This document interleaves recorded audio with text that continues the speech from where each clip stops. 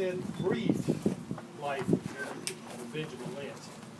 Well, I guess I won't be able to use the speech I had prepared. I'm going to describe these in a little bit. Before we start to learn a little bit more about Benjamin Lentz, I'd like to kind of make some special recognitions.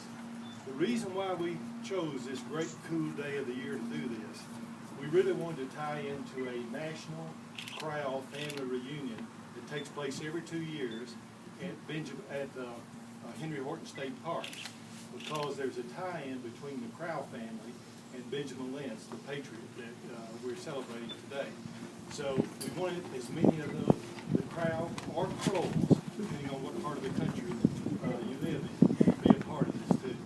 And Tom Crowell is in the Sons of the American Revolution, and he's in the Georgia Union, otherwise known as George Washington. Glad to have you with us today. I grew up in Shelbyville. Now, I haven't lived in Bedford County in 40-something years, but when I was living there, I knew about my immediate grandparents, and they were Cooks and Heltons.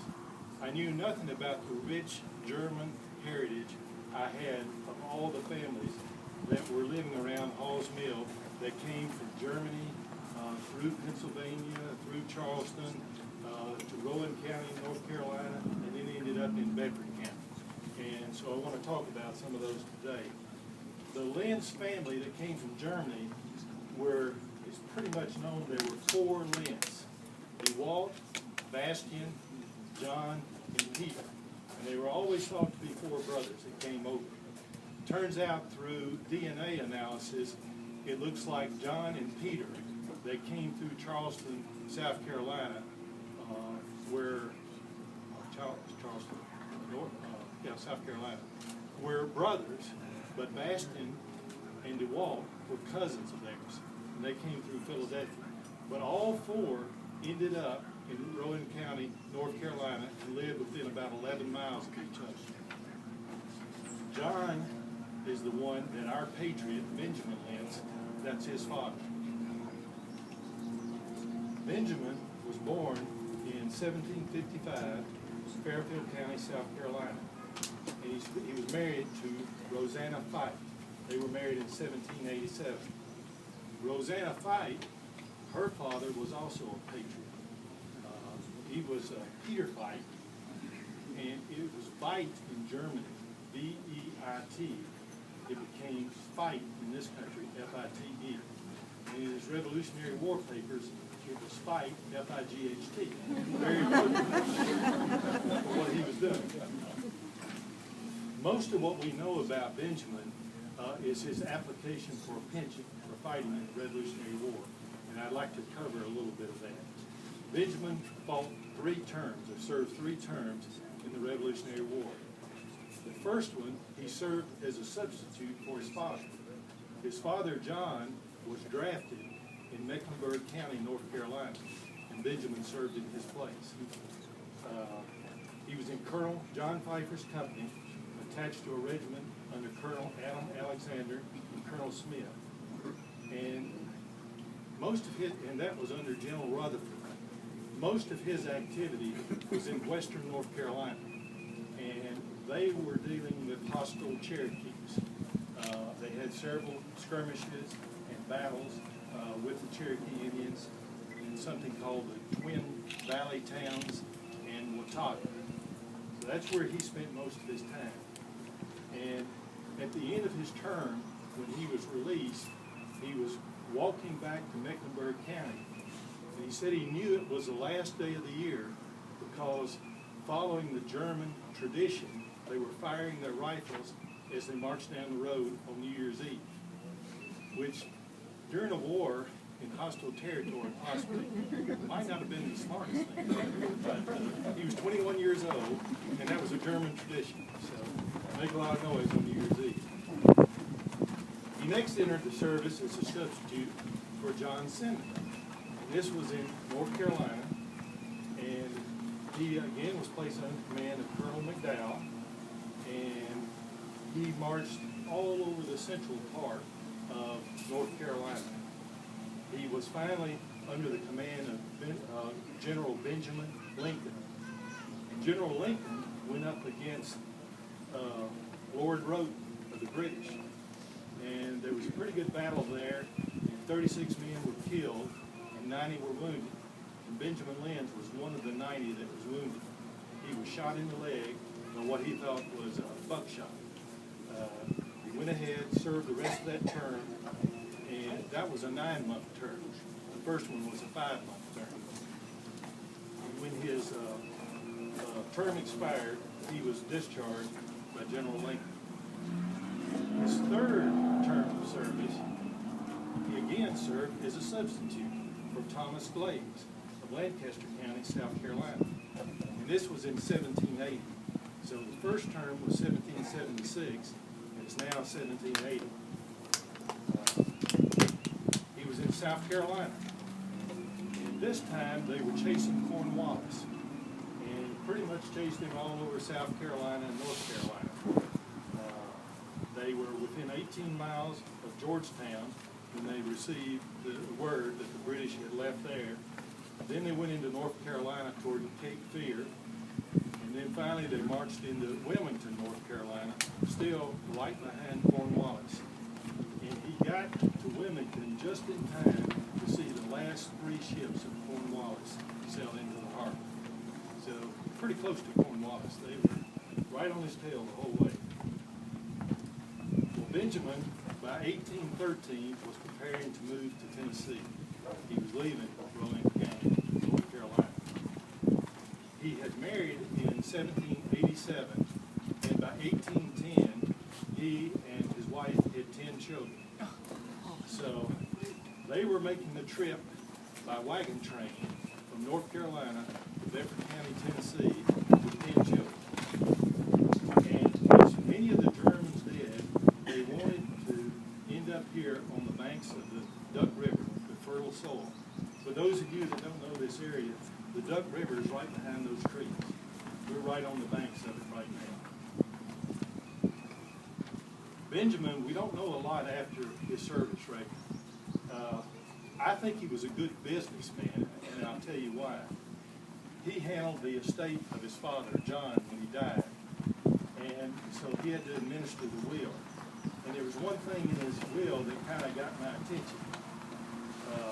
It was a bill that he had to pay, and he paid 2 pounds and 2 shillings for liquor. And he said the liquor was to protect the throat of the auctioneer and keep the bidders warm on a cold day. So we know he was a caring person. He cared about the needs of others.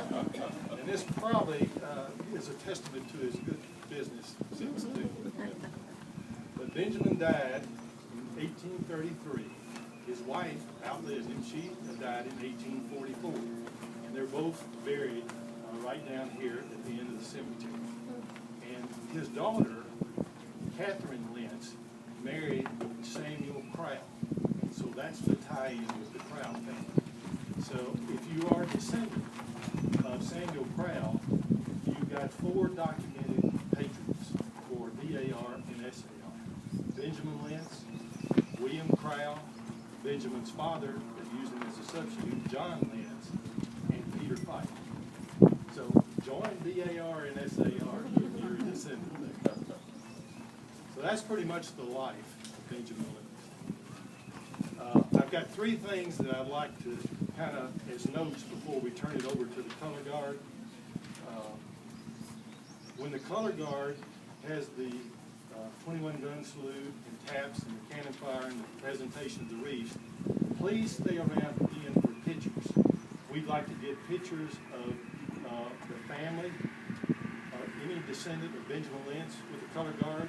We'd like to get pictures of anybody at the Crowell reunion with the color guard. We'd like to get SAR members and DAR members with the color guard. So please stay around, and we're going to do pictures up close in this area.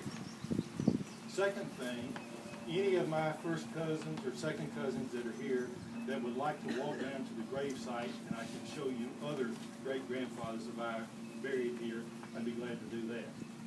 And the third thing is there's going to be a car convoy that's going to leave here after the ceremony and drive to a house that Samuel Crown started to build. That's still here, an old two-story house, beautiful wood, some logs, beautiful fireplaces.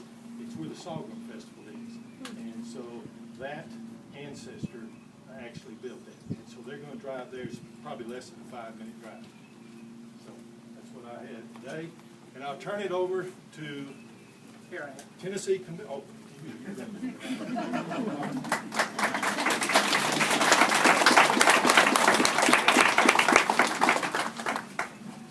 Before we turn it over to the Color Guard Commander, I have just a couple of brief things to say. One, I'd like to give special thanks to Randall Crowell, who is not with us today. He had some other things he had to take care of, but his lovely sister and his niece, Daphne, I just love that name, Daphne, are here, and they've opened up the church for us. They provided the chairs. They've provided the pavilion that we have that we use. So please give them a warm round for thanks. I would like to turn this part of the program over to Colin Wakefield. Colin was the founding president of the Joseph Greer chapter. He is also the past Tennessee Society SAR president. He is going to briefly go over the dedication of the grave marking.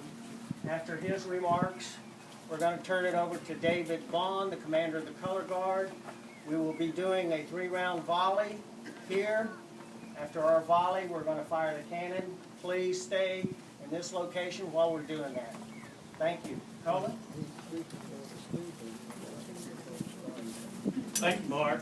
I want to first off thank everybody for being here today.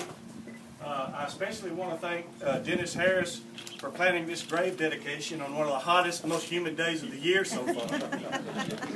But, you know, if you think about the sacrifices that our patriot ancestors went through, it's a small price to pay for what they've done for us. Part of what we do as a Color Guard and as SAR is what you see here today. We come to dedicate the grave sites of our patriot ancestors. And we are honored, always honored to do that. The other thing that we do is we try to put on a little bit of show for you folks. And the reason for that, or the main reason for that is we want to instill in you all some little semblance or get some little spark started that might make you think and remember your patriot ancestors. It might not happen today, might not happen next week, but we just want to put that little spark, plant that little seed in your mind. And if we've done that, then we've done our duty. Now I must excuse myself as I am to help prepare the firing of the cannon. Again, we appreciate your presence here today.